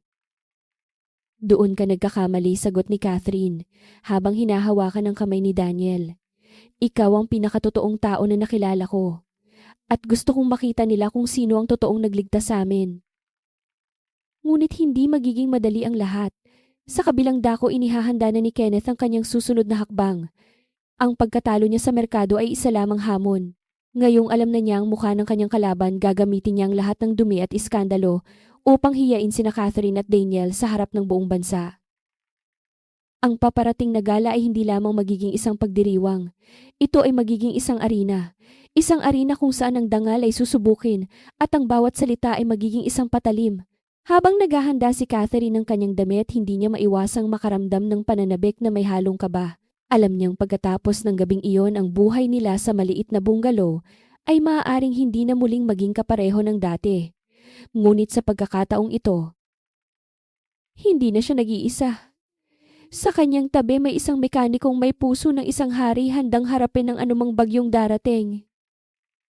Ang ballroom ng Engrandeng Hotel sa Makati ay puno ng liwanag mula sa mga dambuhalang chandelier na tila mga bituing nakakulong sa kristal. Amoy mamahaling pabango bulaklak at ang hindi maipaliwanag na amoy ng kapangyarihan ang bumabalot sa buong silid. Ito ang Hartwell Foundation Annual. Gala ang lugar kung saan ang bawat ngiti ay may presyo at ang bawat pakikipagkamay ay isang estratiya. Sinubukan ni Catherine na umiwas sa pagdalo rito. Marami na siyang naisip na dahilan, ngunit naging matigas ang kanyang ama. Sabi ni Ricardo, ang hindi niya pagsipot ay ituturing na tanda ng kahinaan ng Monteclaro Group at hindi iyon matatanggap ng kumpanya sa gitna ng krisis. Hindi binalak ni Catherine na isama si Daniel. Nung hapon bago ang okasyon, tiningnan niya si Daniel habang hinuhubad nito ang kanyang maruming coveralls. Nakita niya ang itim na dumi sa ilalim ng mga kuko nito na tila hindi na maalis ng sabon. Ngunit nang magtanong siya kung gusto nitong sumama, isang maikling oo ang isinagot ni Daniel na ikinagulat niya. Nang gabing iyon, lumabas si Daniel mula sa banyo na suot ang isang itim na suit. Natigilan si Catherine. Hindi niya alam kung saan nanggaling ang damit na iyon, ngunit ang pagkakakat nito ay perpekto, tila sadyang ginawa para sa bawat anggulo ng katawan ni Daniel. Simple lang ang suit, walang anumang dekorasyon, ngunit nagdadala ito ng isang uri ng autoridad na hindi kayang bilhin ng pera. Si Catherine naman ay suot ang isang navy blue na gown na hapit sa kanyang katawan, nagpapakita ng kanyang pagiging elegante ngunit palaban. Handa ka na ba? Tanong ni Daniel. Wala itong sinabi tungkol sa kagandahan niya, ngunit ang paraan ng pagtingin nito ay sapat na para maramdaman ni Catherine ang init sa kanyang mga pisngi. Handa na, sagot niya. Pagdating nila sa hotel, agad na naramdaman ni Catherine ang pagbabago ng hangin. Sa labi pa lamang, ang mga mata ng mga board members, dating kaibigan at mga karibal ay nakatuon na sa kanila. Ang mga bulungan ay tila mga bubuyog na hindi tumitigil sa pag-ugong. Ang unang insidente ay nangyari sa pinto pa lamang. Isang batang security staffer na tila baguhan at gustong magpakitang gilas ang humarang sa tapat ni Daniel. Sir, maaari ko bang makita ang inyong imbitasyon? Tanong nito sa isang mayabang na tono habang sinusuri ang sapatos ni Daniel. Bahagyang huminto si Catherine, ng kanyang mga mata ay nanliit sa galit. Kasama ko siya, mariin niyang sabi. Siyang asawa ko. Sensya na po, Miss Monteclaro. Mabilis na paghingi ng paumanhin ng staffer. Ngunit ang mapanghusgang tingin ay nanatili sa mukha nito hanggang sa makalagpas sila. Sa loob ng ballroom, mas naging matindi ang tensyon. Si Kenneth, ang lalaking nagnanais lumamon sa Monteclaro Group, ay agad silang namataan. Naglakad ito patungo sa kanila na may dalang baso ng champagne at isang mapang-uyam ng ngiti. Catherine, ang ganda mo yata ngayong gabi, bati ni Kenneth bago ibaling ang tingin kay Daniel. At ito pala ang sikat na asawa mo, ang mekanikong nagliligtas ng mga sirang makina. Kenneth, malamig na bati ni Catherine. Balita ko ay magaling ka raw magkumpuni, Mr. Hayes. Patuloy ni Kenneth, pilit na ipinaparinig ang kanyang boses sa mga taong nasa paligid. May sira ang sasakyan ko sa labas. Baka gusto mong tingnan mamaya, bibigyan kita ng malaking tip. Bahagyang tumawa ang mga kasama ni Kenneth. Ngunit si Daniel ay nanatiling tahimik, ang kanyang mukha ay tila isang pader na bato, walang emosyon, walang takot. Ang huling mitya ay nangyari malapit sa bar. Isang lalaking lasing na nakilalang kaalyado ni Kenneth ang lumapit kay Daniel at tinapik ito ng malakas sa balikat. Hoy, mekaniko! Totoo ba ang balita? Pinakasalan mo ang isang Monteclaro para lang makaalis sa hirap, tanong ng lalaki habang humahalakhak. Magkano ba ang bayad sa iyo para magpanggap na asawa? Hindi sumagot si Daniel, ngunit nakita ni Catherine ang pagbabago sa panga nito. Lumapit si Kenneth at sumingit muli. Huwag niyo naman siyang masyadong pahirapan. Baka mamaya ay mapunta ang grasa niya sa mamahaling carpet ng hotel. Pagkatapos ay sinadya ni Kenneth na itapon ang ilang patak ng kanyang inumin sa sapatos ni Daniel. Ops, pasensya na. Sanay ka naman sigurong madumihan, di ba? Dito na hindi nakapagpigil si Catherine. Ang lahat ng galit na itinago niya mula pa noong pilitin siyang ipakasal ay biglang sumabog. Kinuha niya ang baso ng malamig na tubig mula sa dumadaang waiter at walang pag-aalinlangan na ibinuhos ito sa mukha ni Kenneth. Isang matinding katahimikan ang bumalot sa paligid. Ang tunog ng mga bumabagsak na yelo sa sahig ay tila mga kulog sa pandinig ng lahat. Si Kenneth ay natigilan, ng kanyang buhok ay basa at ang kanyang mamahaling suit ay tila basahan na nakadikit sa kanyang katawan. Catherine, ano ang ginagawa mo? Sigaw ni Lourdes. Nakapakararating lang sa eksena, ang mukha ay balot ng takot at hiya. Ipinapakita ko lang sa kanya kung ano ang pakiramdam ng madumihan. Sagot ni Catherine, ang boses ay malinaw at buo. Hinawakan niya ang braso ni Daniel at hinarap ang lahat ng taong nakatingin. Ang lalaking ito ay asawa ko. At kung sino man sa inyo ang nag-iisip na maaari niyo siyang tratuhin ng walang respeto dahil lang sa trabaho niya, nagkakamali kayo. Dahil sa gabing ito, ang mekanikong kinukutya ninyo ang tanging dahilan kung bakit may kumpanya pa kayong kinabibilangan. Tumingin si Catherine kay Kenneth na noon ay nanginginig sa galit at hiyang nararamdaman. Huwag mong susubukan na hamakin ang asawa ko muli, Kenneth, dahil sa susunod hindi lang tubig ang matatanggap mo. Sa sandaling iyon, isang malalim at masakit na katotohanan ang lumitaw sa gitna ng karangyaan. Ang bawat kumikinang nahiya sa loob ng silid na ito ay tila nawalan ng silbi sa harap ng hubad na katotohanan ng pagkatao. Napagtanto ni Catherine na ang tunay na dumi ay hindi nanggagaling sa grasa o sa hirap ng trabaho, kundi sa mga pusong bulok na nababalot ng sutla at ginto. Ang lipunang ito na mabilis humusga batay sa panlabas na anyo ay ang tunay na may sakit, ang bawat tawa ng pangungutya at bawat tingin ng paghamak ay mga patunay na ang yaman ay madalas na nagiging isang makapal na pader na humaharang sa pag-unawa sa halaga ng dangal. Ang pagkakanulo ng sariling uri ay mas masakit kaysa sa anumang sugat, at sa gabing iyon nakita ni Catherine na ang mga taong itinuturing niyang kauri ay sila palang mga halimaw na nagkukubli sa likod ng mga maskara ng kagandahang asal.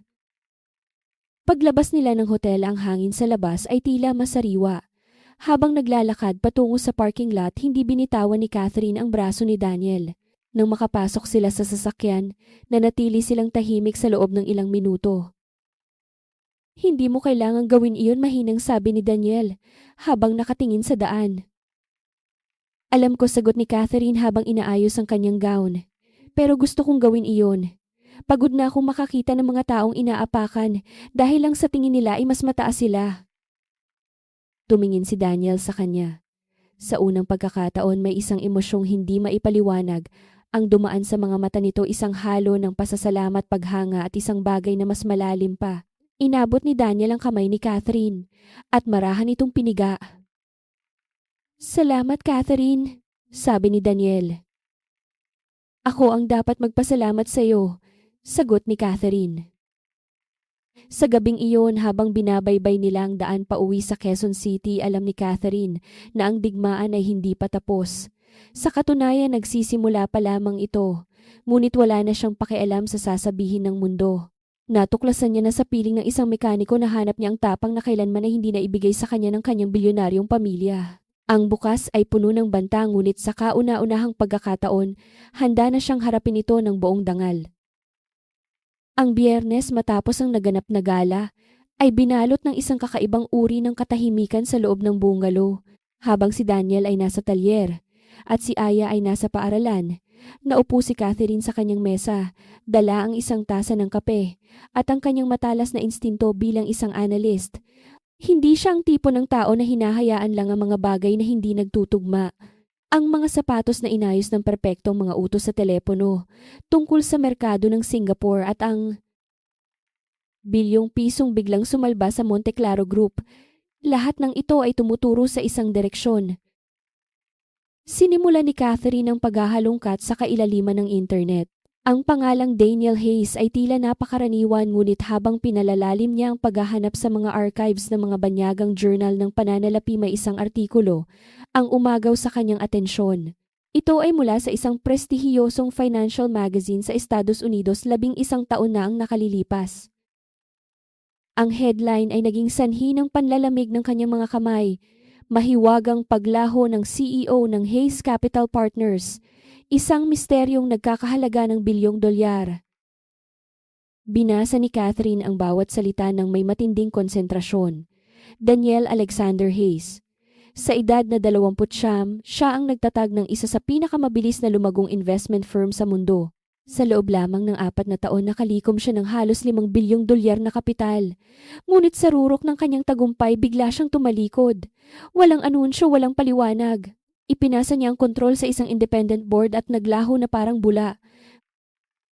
May mga pahiwatig sa artikulo tungkol sa isang matinding pagkakanulo. Ang kanyang matalik na kaibigan at ang babaeng pinagkakatiwalaan niya sa kumpanya ay nagnakaw mula sa mga kliyente sa likod ng kanyang likod. Sa halip na lumaban sa korte at hayaang madamay ang mga inosenteng investors, pinili ni Daniel na gamitin ang sarili niyang yaman para bayaran ng lahat ng nawala bago siya tuluyang umalis sa mundong iyon. Napasandal si Catherine sa kanyang upuan. Tumingin siya sa paligid ng maliit na sala, sa mga drawing ni Aya na nakadikit sa pader, sa mga wind chime na gawa sa driftwood at sa simpleng kusina. Ngayon ay naiintindihan na niya. Pinili ni Daniel na maging maliit. Pinili niyang maging ordinaryo upang protektahan ang kanyang anak mula sa isang mundong kumakain ng kaluluwa. Narinig niya ang pagbukas ng pinto. Pumasok si Daniel, bakas ang pagkapagod sa kanyang mga balikat. Nang makita niya ang laptop ni Catherine at ang artikulong nasa screen, hindi siya nagulat.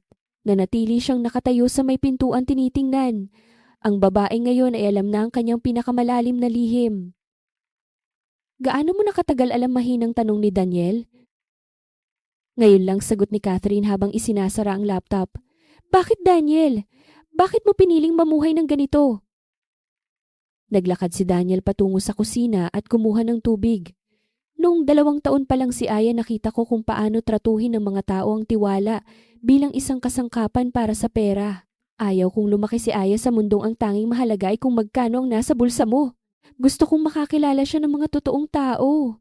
Gusto kong malaman niya ang halaga ng paggawa ng mga bagay gamit ang sarili niyang mga kamay. At ang kasal natin, tanong ni Catherine. Paano napunta sa iyo ang pamilya ko? Ang tiyuhin mong si Antonio, paliwanag ni Daniel. Nakilala niya ako taon na ang nakalilipas sa isang transaksyon sa ibang bansa. Alam niya kung sino ako. Nang malaman niyang babagsak ang kumpanya niyo, lumapit siya sa akin. Akala niya ay magagamit niya ako. Tumanggi ako sa simula, ngunit nang ipakita niya sa akin ang profile mo at ang sitwasyon ng mga empleyado niyo, Hindi ko natiis. Ibig mong sabihin, pinakasalan mo ko para iligtas ako. Pinakasalan kita dahil nakita ko sa iyo ang sarili ko. Tapat na sagot ni Daniel. Isang taong pilit na ikinukulong ng mga arkitekto ng kasakiman. Dito sa puntong ito, isang matalas na pagninilay ang bumangon sa isipan ni Catherine tungkol sa kalikasan ng tao. Ang bawat tao ay tila may dalawang mukha, ang mukhang ipinapakita sa mundo upang makuha ang gusto at ang mukhang itinatago sa dilim dahil sa takot na mahusgahan. Napagtanto niya na ang yaman ay hindi lamang isang uri ng proteksyon, kundi isa ring matinding lason na dahan-dahang pumapatay sa kakayahan nating magtiwala. Ang mga taong pinakamalapit sa atin ay sila ring may pinakamatalas na patalim dahil alam nila kung saan tayo pinakamahina. Ang pagkakanulo ay hindi nagsisimula sa mga kaaway, kundi sa mga taong pinahintulutan nating pumasok sa ating puso.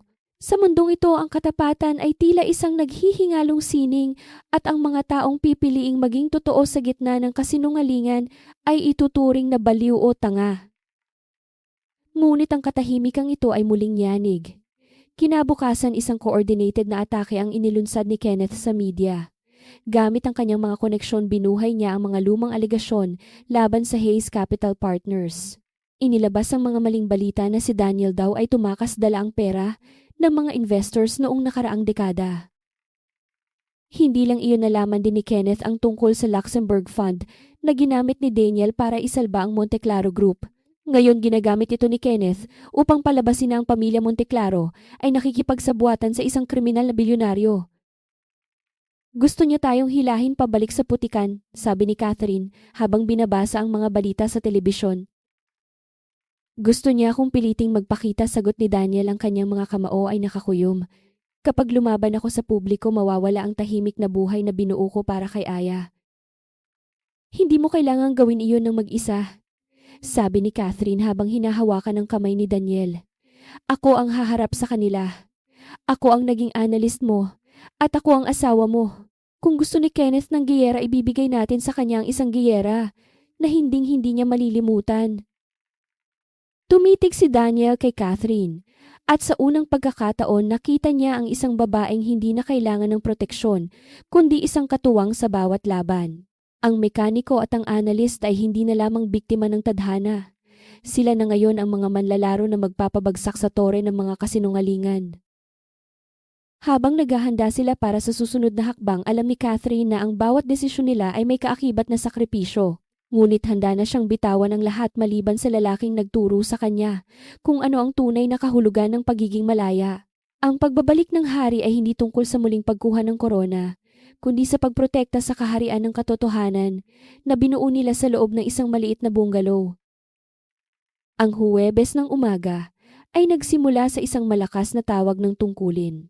Ganap na 7:00, habang inihahanda ni Daniel ang baon ni Aya para sa paaralan, binuksan ni Catherine ang kanyang telepono at bumungad sa kanyang isang malisyosong artikulo.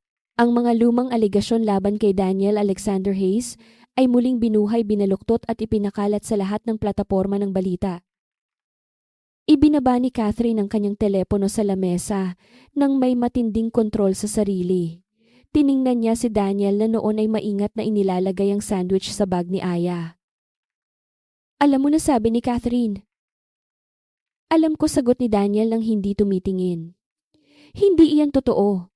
Lahat ng dokumento, bawat komunikasyon at transaksyon noong settlement 10 taon na ang nakalilipas ay naka-archive sa mga abogado ko. Isang pagpindot ko lang lalabas ang katotohanan. Kung ganoon, bakit hindi pa nating ilabas, tanong ni Catherine. Huminto si Daniel at tumingin sa kanya dahil hindi ito ang totoong atake. Alam ni Kenneth na madali nating mapapasinungalingan ang balitang ito. Ginagamit lang niya itong ingay para makuha ang atensyon ng publiko habang may ginagawa siyang mas malaki sa anino. Mabilis na nag-isip si Catherine. Binuksan niya ang kanyang laptop at sinimulang suriin ang mga galaw ng stocks ng mga subsidiary ng Monteclaro Group. Sa loob ng 15 minuto, nakita niya ang pattern. Narito na, bulong ni Catherine. Habang ang lahat ay nakatingin sa iskandalo, mulihim na kinakausap ni Kenneth ang mga minority shareholders ng aming core subsidiary. Gusto niyang makuha ang 40% ng shares para magkaroon ng deadlock sa pamamahala. Kapag nakuha niya iyon ng kumpanya ni na Daniel, Ang HCP Holdings na nag-invest sa amin ay madadamay sa gulo ng korte. Mapipilitan kang lumabas sa publiko at makipaglaban sa isang mahabang kaso. Gusto niyang bitaguin ako, sabi ni Daniel. Ang boses ay naging matalim. At kung hindi ako lalaban ng kumpanya niyo ang magbabayad. Tumayo si Catherine ng may paninindigan. Hayaan mong akong humarap dito, Daniel. Alam ko kung sino ang huling shareholder na kailangan niya para makumpleto ang 40%. Si Vicente. Matagal siyang kaibigan ng lolo ko. Magkakilala kami. Mapanganib, Catherine. Papasok ka sa gitna ng apoy ni Kenneth. Susubukan kanyang sirain ang personal babala ni Daniel. Pinrotektahan mo ang kumpanya ng pamilya ko noong wala akong maialok sa'yo, sagot ni Catherine habang hinahawakan ng mga kamay ni Daniel. Hinama kita minalit ngunit nanatili kang matatag sa tabi ko.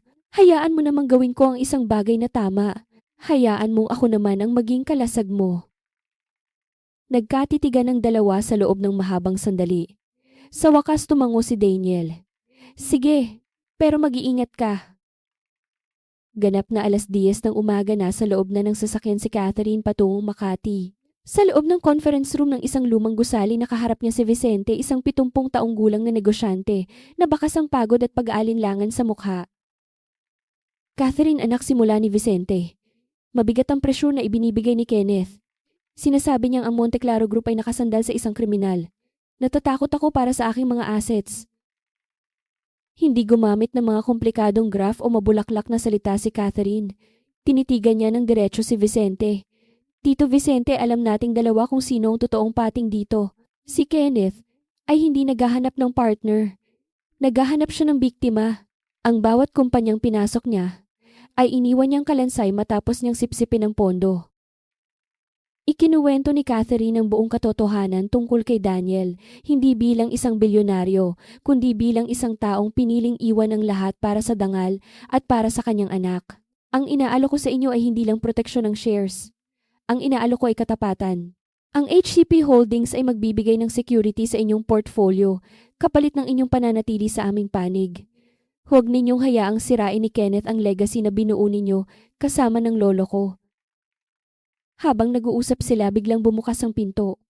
Pumasok si Kenneth, may dalang mapang-uyam ng ngiti. Mukhang nahuli na ako sa party. Catherine, talaga bang ginagamit mo ang ganda mo para makuha ang gusto mo? Huwag kang makinig sa kanya, Vicente. Ang asawa niya ay isang mandaraya. Tumayo si Catherine, ang kanyang tindig ay tila isang reyna na handang makipagdigma. Ang tanging mandaraya rito ay ang taong gumagamit ng mga lumang kasinungalingan para magnakaw ng kumpanya. Kenneth, tapos na ang laro mo. Bago ka pa man pumasok sa silid na ito, napirmahan na ni Tito Vicente ang lock-up agreement. Nanlaki ang mga mata ni Kenneth. Ano? Hindi mo na makukuha ang 40%, patuloy ni Catherine, ang bawat salita ay tila isang sampal sa mukha ng kalaban. At ang mga dokumentong nagpapatunay na ang mga balita mo ay peke. Kasalukuyan na itong inilalabas ng legal team ni Daniel sa lahat ng major news outlets. Bukas ng umaga ikaw ang magiging mukha ng paninirang puri sa buong bansa. Nanginginig sa galit si Kenneth. Akma itong lalapit kay Catherine nang may masamang balak, ngunit mabilis na humarang ang mga security ni Vicente. Umalis ka na, Kenneth, utos ni Vicente. Maling panig ang kinampihan mo. Nang makaalis si Kenneth, nakaramdam si Catherine ng isang matinding ginhawa. Sa unang pagkakataon, hindi siya umasa sa pangalan ng kanyang ama. Nagtagumpay siya dahil sa sarili niyang talino at paninindigan. Pag-uwi niya sa bungalow, ganap na 7:00 ng gabi, nadatnan niya ang isang eksenang hindi niya ipagpapalit sa anumang yaman. Ang mga ilaw sa kusina ay mainit at dilaw. Amoy bawang at mga halamang gamot ang buong bahay mula sa niluluto ni Daniel. Si Aya ay nasa lamesa, masayang nagpapaliwanag sa kanyang lapis kung bakit ang giant squid ang pinakamagaling na nilalang sa dagat. Huminto si Catherine sa may pintuan. Pinagmasdan niya ang 2 tao na nagpabago sa kanyang buhay. Ito ang totoong tagumpay. Hindi ang mga numero sa stock market, kundi ang pakiramdam na mayroon kang uuwian na tatanggap sa iyo ng buo. Napansin siya ni Daniel. Nagkatitigan silang dalawa mula sa magkabilang dulo ng kusina. Isang matamis at payapang ngiti ang sumilay sa mukha ni Daniel. Isang ngiting nagsasabing, "Salamat dahil naging katuwang kita." Nanalo tayo, mahinang sabi ni Catherine.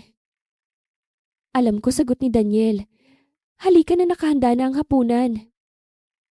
Sa gabing iyon, habang kumakain sila bilang isang pamilya, alam ni Catherine na ang bagyo ay lumipas na. Ang mga anino ng nakaraan ay napalitan na ng liwanag ng katotohanan. At sa gitna ng maliit na bungalow sa Quezon City, nahanap ni Catherine ang lahat ng bagay na hindi niya nahanap sa loob ng mga mansyon ng Forbes Park, ang kalayaan ng dangal at ang pag-ibig na walang anumang kondisyon.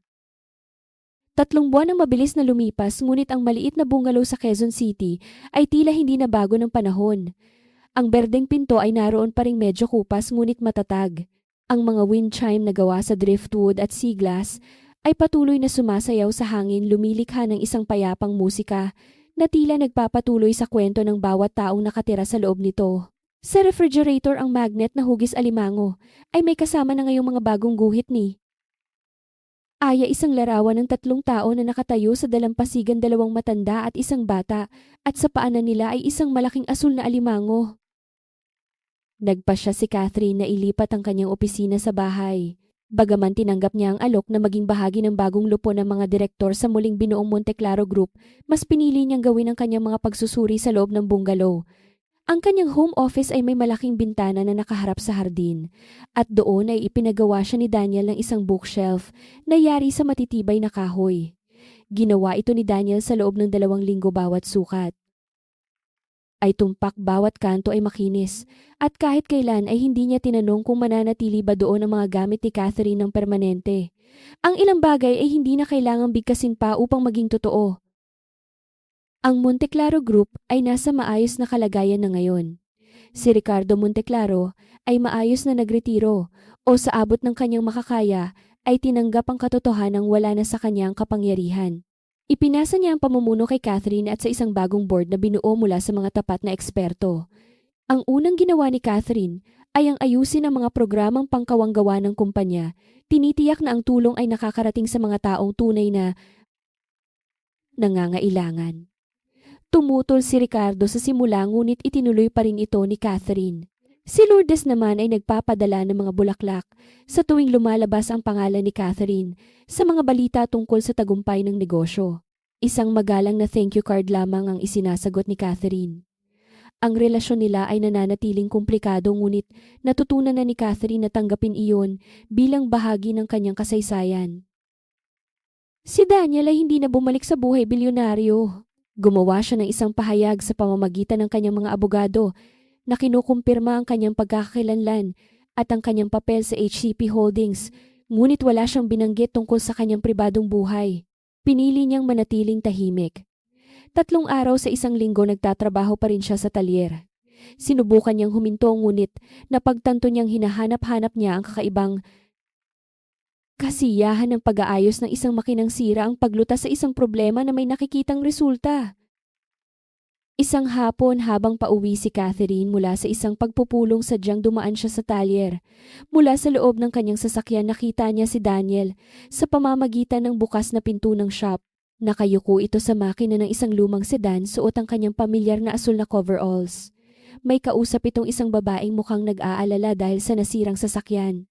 Nakita ni Catherine kung paano tumango si Daniel habang nakikinig, at kung paano napanatag ang balikat ng babae matapos magsalita ang lalaki. Sa sandaling iyon, naramdaman ni Catherine ang isang malalim at tahimik na paghanga na hindi niya kayang pangalanan. Isang Sabado ng hapon, habang ang hangin ay may dalang init ng dumarating, na tag-init na upo ang dalawa sa beranda. Si Aya ay kasama ng mga kapitbahay para sa isang trip sa Batangas, ang unang pagkakataon na bumiyahe ang bata nang wala ang kanyang ama, isang bagay na matagal na nitong ipinaglalaban. Nag-iisip ako, simula ni Catherine habang nakatingin sa dulo ng kalye. Tungkol sa ano, tanong ni Daniel habang marahang inuugoy ang kanyang silya. Tungkol sa kung ano ang gusto ko. Hindi ang kailangan ng kumpanya, hindi ang kailangan ng pamilya ko, kundi ang gusto ko para sa sarili ko. Tumingin siya kay Daniel.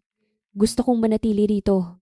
Hindi dahil sa anumang kasunduan, hindi dahil sa utang na loob, kundi dahil ito ang pinipili ko. Naging tahimik si Daniel. Ang katahimikan ay hindi nakakailang kundi puno ng pag-unawa. Gusto kong narito ako, patuloy ni Catherine. Sa bahay na ito kasama si Aya at kasama ka Daniel. Alam kong magulo ang naging simula natin. Alam kong mahirap paghiwalayin ang pilit sa naging totoo. Pero naniniwala ako na ang naging totoo sa pagitan natin ay mas malakas kaysa sa anumang puwersang nagbuklod sa atin. Inabot ni Daniel ang kamay ni Catherine. Hindi ito isang madulang galaw kundi isang maingat at tapat na pagkilos. Ang kanyang kamay na magaspang dahil sa trabaho ngunit mainit at matatag ay sumakop sa kamay ni Catherine. Totoo rin yun para sa akin, Catherine. Mahinang sagot ni Daniel. Kung ganoon gusto kong subukan natin itong mungkahi ni Catherine. Mula sa simula nang wala ang mga desisyon ng ibang tao. Sige, nakangiting sagot ni Daniel. Ganap na 7:00 ng gabi dumating si Aya mula sa Batangas, sunog ang balat sa araw at punong-puno ng kwento. May dala itong isang garapon na may lamang isang hermit crab na nakuha niya sa dalampasigan kahit pa mahigpit na ipinagbawal ni Daniel ang pagdadala ng kahit anong hayop pa uwi. Tatay, Tita Catherine, sugatan po siya kaya kailangan ko siyang gamutin, paliwanag ni Aya habang ipinapakita ang alimango.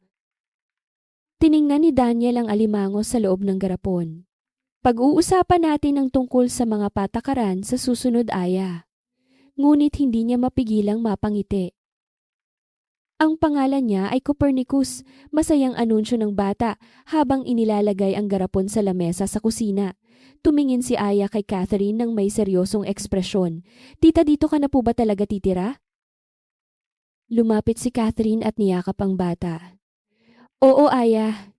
Dito na ako titira. Tumango si Aya, tila ba kumpirmasyon lamang iyon ng isang bagay na matagal na niyang alam. Mabuti. Dahil kailangan nating turuan si Copernicus kung paano kumain ng gulay. Tumawa si Catherine, isang malutong at totoong tawa na nagmula sa kaibuturan ng kanyang puso. Isang totoong tunog sa loob ng isang totoong kusina.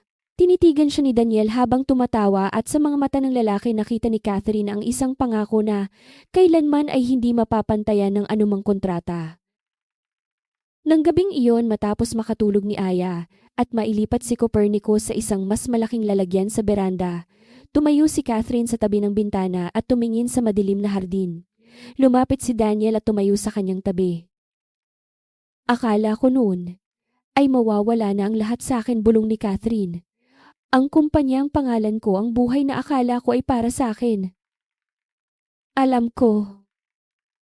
Pero sa halip na punta ako rito, sa tingin mo ba ay mas masama ito? Humarap siya kay Daniel. Hindi sagot ni Daniel habang hinahaplos ang pisngi ni Catherine. Ito ang pinakamagandang bagay na nangyari sa atin. Hindi lang natin alam noong una.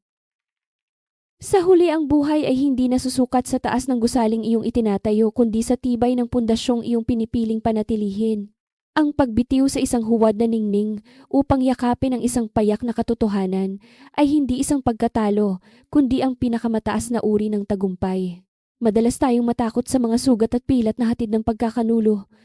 Ngunit ang mga pilat na ito ang nagsisilbing mapa patungo sa mga taong tunay na magpapahalaga sa atin. Ang pag-ibig sa kanyang pinakapuro na anyo ay hindi isang transaksyong kailangang timbangin. Ito ay isang desisyong ginagawa araw-araw, isang pagpili na manatili kahit sa gitna ng bagyo. Ang bawat tao ay kailangang dumanas ng pagkadurog upang malaman kung aling mga piraso ang tunay na mahalaga. At sa hapon na iyon, sa ilalim ng tunog ng mga wind chime, at sa piling ng mga taong kanyang pinili, natutunan ni Catherine na ang tunay na kayamanan ay hindi na mamana, ito ay pinaghihirapan, inaalagaan. At higit sa lahat, pinipili sa kabila ng lahat ng sakit. Ang bukas ay hindi na isang banta, kundi isang pangakong sabay nilang lalakaran, dala ang mga sugat ng kahapon bilang tanda ng kanilang tagumpay.